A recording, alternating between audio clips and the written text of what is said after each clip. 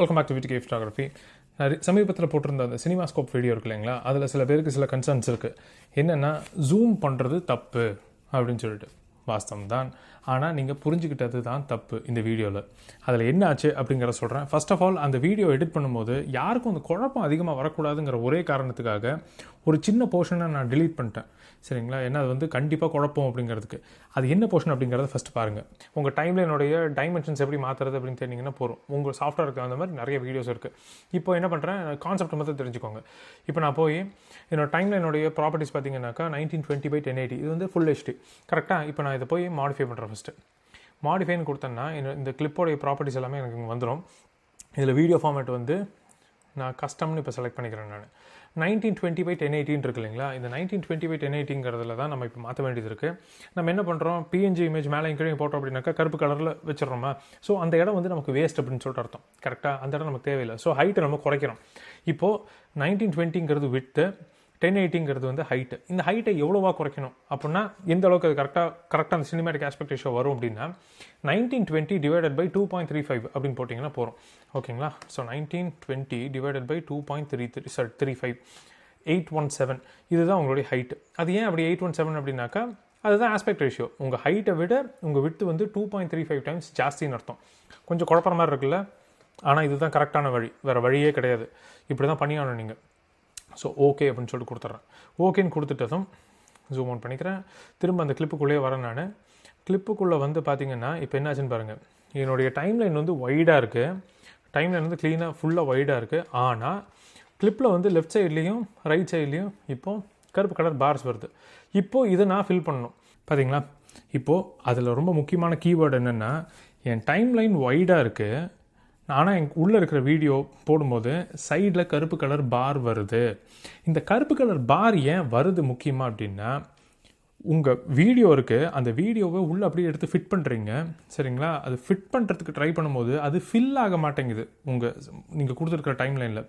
நான் பார்க்கும்போது da Vinci ரிசால்வில், premier ப்ரோலாம் வந்து ஆட்டோமேட்டிக்காக ஃபில் ஆகிட்டு இருந்தது. இப்போ நீங்கள் ஒரு டைமென்ஷனுக்கு நீங்கள் அதை கட் பண்ணுறீங்க, இல்லை உங்கள் டைமென்ஷனுக்கு வந்து நீங்கள் மாற்றுறீங்க அப்படிங்கிற மாதிரி இருந்தால் ஆட்டோமேட்டிக்காக நீங்கள் கொடுத்துருக்கிற வீடியோ வந்து ஃபில் ஆகிடுது. சரிங்களா? ஆனால் ஃபைனல் கட் ப்ரோவில் என்னாச்சுன்னா, நான் கொடுத்துருக்கிற டைம்லைனுக்கும் அதில் இருக்கிற ஹைட்டுக்கும் வீடியோவில் இருக்கிற ஹைட்டுக்கும் டிஃப்ரென்ஸ் இருக்குது. அதனால் அந்த வீடியோவை சுருக்கி அந்த டைம்லைனுக்குள்ளே வச்சுருக்கு. அவ்வளோதான். உங்களுக்கு வேணும்னா நீங்கள் எக்ஸ்பேண்ட் பண்ணிக்கலாம் அதை. அவ்வளோதான். அதனால தான் அந்த சைடில் கருப்பு கலர் பார் வருது. நான் இன்னொன்று என்ன சொல்லியிருந்தேன் அப்படின்னா, இதுக்கு 2 விதமாக ஃபில் பண்ணலாம். நீங்கள் ஃபைனல் கட் ப்ரோவில் எடுத்துக்கிட்டிங்கனாக்கா இந்த இடத்துல ஃபில் அப்படின்னு சொல்லிட்டு ஒரு ஆப்ஷன் இருக்கும். இப்போது இந்த ஸ்பேஷியல் கன்ஃபார்ம் அப்படின்னு சொல்லிட்டு அது ஃபில்லுன்னு ஒரு ஆப்ஷன் இருக்கும். அது கொடுத்தீங்கன்னா அதுவே வந்து ஃபில் பண்ணிவிடும். இப்போது இதில் வந்து நான் தலை இங்கே கட் ஆகுதா, அதனால் தலை கட் ஆகக்கூடாது அப்படிங்கிறதுக்காக நான் இங்கே வரேன். ஒய் ஆக்சஸை வந்து நான் கொஞ்சம் அப்படி கீழே எடுத்துக்கிறேன்.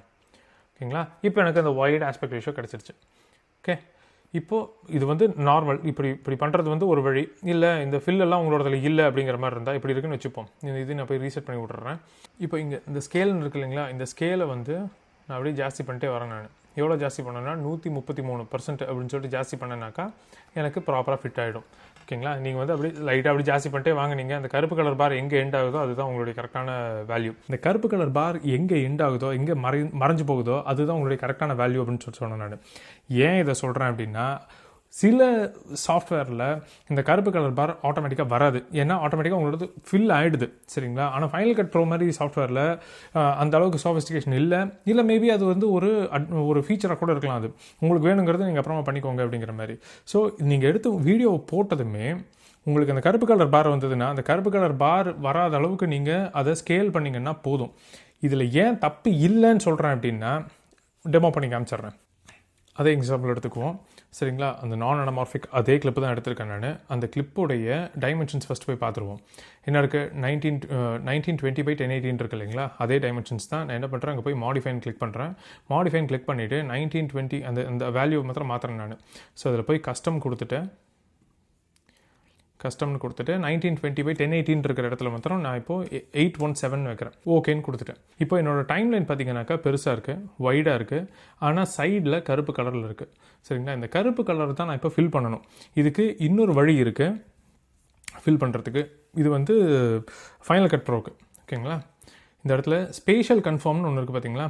ஸ்பேஷியல் கன்ஃபார்ம் அப்படிங்கிறது ஃபிட்டுன்னு இருக்குது. இதை நான் போய் ஃபில்லுன்னு கொடுத்துட்றேன். அவ்வளோதான். ஸோ இந்த ஃபிட்டுங்கிற இடத்த நீங்கள் ஃபில்லுன்னு மாற்றினீங்கன்னாக்கா உங்கள் டைம்லைன் டைமென்ஷனுக்கு தகுந்த மாதிரி உங்கள் இமேஜோட கண்டென்ட் வந்து கரெக்டாக போய் ஃபில் ஆகிடும்.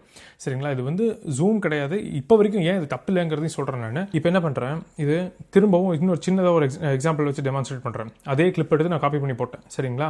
இப்போ ஃபஸ்ட்டு கிளிப்பு வந்து நான் என்ன பண்ணுறேன், ஃபில்லுன்னு கொடுத்துருக்கேன் இல்லையா, அதை போய் ஃபிட்னே வச்சுக்கிறேன். நான் நார்மலாக பழைய மாதிரியே வச்சுக்கிறேன். செகண்ட் கிளிப்பு வந்து இப்போ ஃபில்னே இருக்கட்டும். சரிங்களா? நான் வந்து ஜூம் எதுவும் பண்ணல. ஸோ செகண்ட் கிளிப் வந்து உங்களுடைய எடிட்டர் இப்படி தான் வேலை செய்யும். தூக்கி போட்டிங்கன்னா ஆட்டோமேட்டிக்காக வந்து அது அழகாக அப்படி காமிச்சிடும் உங்களுக்கு. இப்போது என்னோட எடிட்டரில் இந்த பிரச்சனை இருக்கா, இப்போ என்ன பண்ணுறேன், சைடில் பிளாக் பார்ஸ் இருக்கா, நான் என்ன பண்ணுறேன், ஸ்ட்ரைட்டாக போய் இப்போ என்ன பண்ணுறேன், 133 தான் சொல்லியிருந்தேன் அந்த வீடியோவில். ஏன்னா அப்போ தான் எனக்கு வந்து பிளாக் பார்ஸ் இருக்காது அப்படிங்கிறதுக்காக. இப்போ ஃபஸ்ட்டு கிளிப்பில் வந்து நான் ஜூம் பண்ணியிருக்கேன் உங்கள் கருத்துப்படி. செகண்ட் கிளிப்பில் வந்து நான் வெறும்னா ஃபிட்டு தான் பண்ணியிருக்கேன், ஃபில் தான் பண்ணியிருக்கேன். சரிங்களா? ஸோ ஜூம் பண்ணினதுக்கும் ஜூம் பண்ணது தப்பு அப்படின்னாக்கா ரெசல்யூஷன் தப்பாக இருக்கான்னு பார்த்துருவோமா? அதே ரெசல்யூஷன் தான் இருக்குது, கொஞ்சம் கூட மாறலை. ஓகேங்களா? கொஞ்சம் கூட மாறலை. ஏன்னா நான் பண்ணினது தப்பு இல்லை.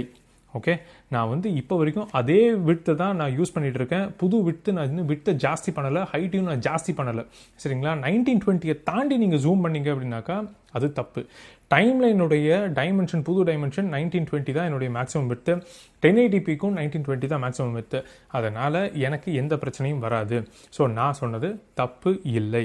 உங்களுக்கு கருப்பு கலர் பார் சைடில் வந்ததுன்னா மட்டும் நீங்கள் அதை ஃபில் பண்ணணும்னு தான் சொன்னேன். நான் ஃபில் வரைக்கும் தான் பண்ணணும், ஜூம் பண்ண தேவையில்லை. ஜூம் அதை தாண்டி போனீங்கன்னா தான் ஜூம். இந்த குழப்பம் வந்து இப்போ ஓரளவுக்கு உங்களுக்கு தீர்வு கிடைச்சிருக்கும்னு நினைக்கிறேன். நான் உங்களை அடுத்த வீடியோவில் மீட் பண்ணுறேன். அது வரைக்கும் பாய்.